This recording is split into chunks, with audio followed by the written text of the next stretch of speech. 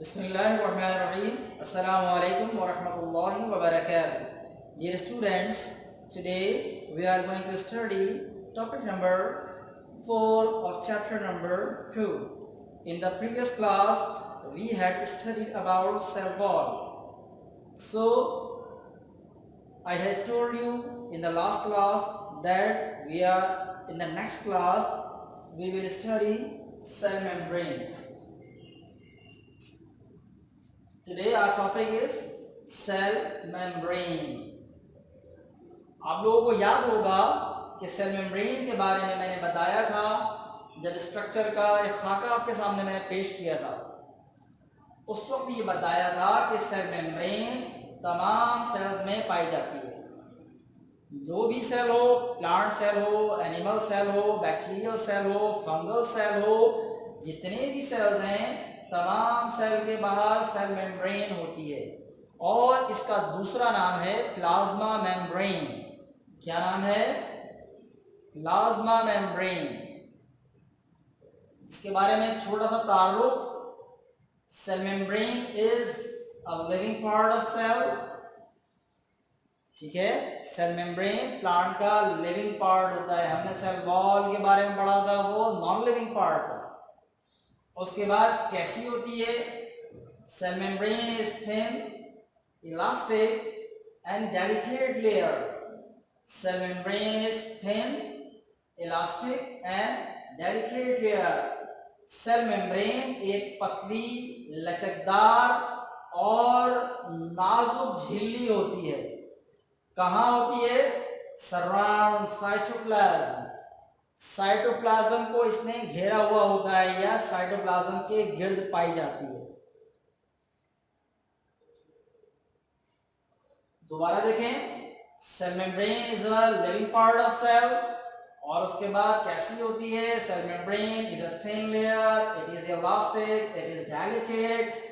कहाँ पाई जाती है? सराउंड साइटोप्लाज्म, साइटोप्लाज्म के गिर्द पाई जाती है।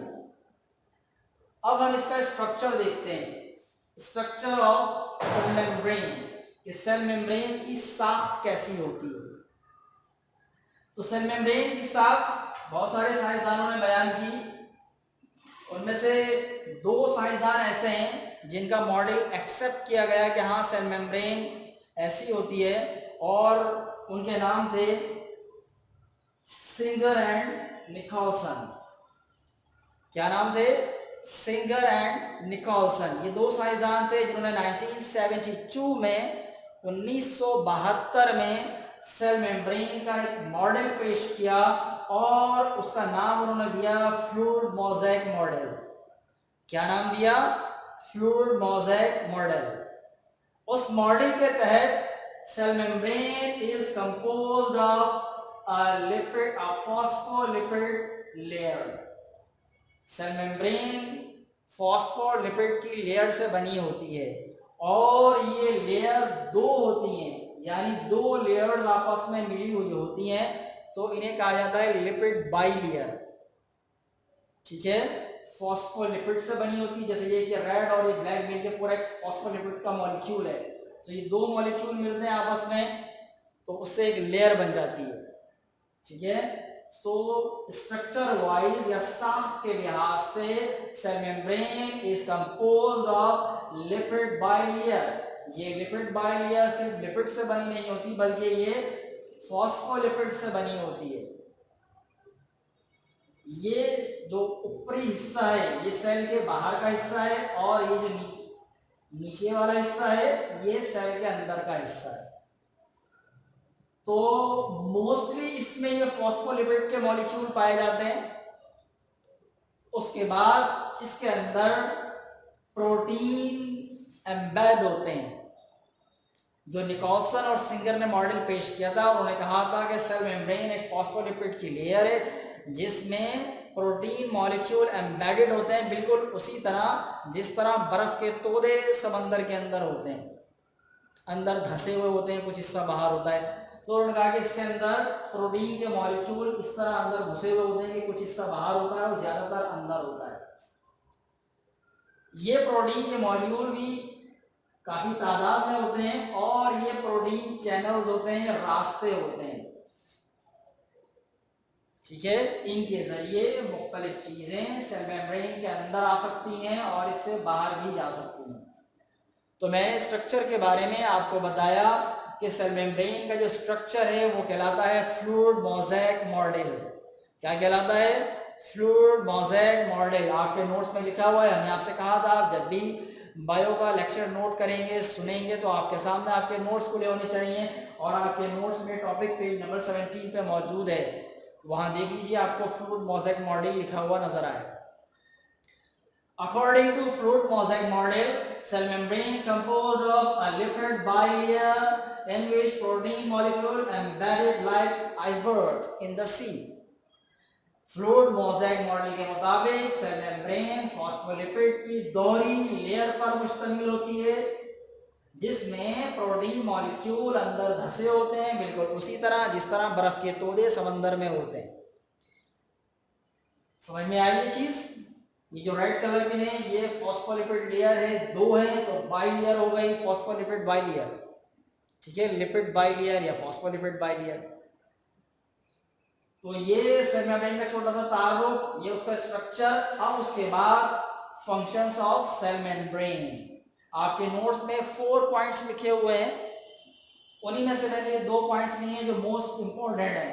सबसे पहला काम, cell membrane provide protection to cytoplasm. Cell membrane cytoplasm की हिफाजत करती है, उसे बाहर नहीं जाने देती है, उसके अंदर मुख्तलिफ चीज़ों को मिक्स नहीं होने देती, क्योंकि बहुत सारे सेल होते हैं ना बॉडी में, बिलियन सेल होते हैं, मिलियन सेल होते हैं, आपस में मिले हुए हैं, तो ये हर सेल का एक डिस्टिंक्ट एरिया बनाए रखती है और उसके अंदर अपनी मर्जी की चीज़ों को अंदर आने जाने देती है। तो इस तरह ये सेल की प्रोटेक्शन का काम करती है और साइटोप्लाज्म की प्रोटेक्शन का काम करती है। उसके बाद cell membrane regulates movement of molecule across it। Cell membrane के अंदर ये सलाहियत होती है कि ये सेमी परमिएबल होती है, यानी मखसूस मॉलिक्यूल्स को अपने अंदर से गुजरने देती है, हर एक मॉलिक्यूल को अपने अंदर से गुजरने नहीं देती। तो सेल मेम्ब्रेन के बारे में एक और बात आपको पता चली कि ये सेमी परमिएबल है। सेमी परमिएबल मतलब मखसूस मॉलिक्यूल्स यहाँ इसके अंदर से गुजर सकते हैं, हर एक को अपने अंदर से गुजरने नहीं देती। सेल वॉल के बारे में हमने पढ़ा था, वो परमिएबल होती है, यानी तमाम मॉलिक्यूल उसमें से गुजर सकते हैं। लेकिन सेल मेम्ब्रेन कैसी होती है? सेमी परमिएबल, यानी मखसूस मॉलिक्यूल गुजर सकते हैं। तो आज हमने सेल मेम्ब्रेन के बारे में पढ़ा, उसको मुख्तसरन एक दोबारा से नजर डालते हैं। Cell membrane is the living part of cell. It is thin, elastic and delicate layer. It surrounds cytoplasm. उसके बाद इसका स्ट्रक्चर, कौन सा स्ट्रक्चर होता है इसका? फ्लूइड मोज़ेक मॉडल के तहत इसका स्ट्रक्चर बताया जाता है। किसने पेश किया था? सिंगर एंड निकोलसन ने 1972 में पेश किया था। उस मॉडल के तहत cell membrane compose of lipid bilayer in which protein molecule embedded like icebergs in sea. And what is the function of cell membrane? It protects cytoplasm. It regulates the movement of molecule across it because it is semi-permeable. आसान है बिल्कुल, बहुत मुख्तसर आपके सामने इसको पेश किया हमने ताकि आप आसानी से इसको समझ सकें। आपकी किताब में, आपके नोट्स में ये पूरा टॉपिक मौजूद है, वहाँ से आपको याद करना है। खास तौर पर 2 चीज़ें याद करनी है, स्ट्रक्चर जो फ्लूइड मोज़ेक मॉडल है और इसके फंक्शंस।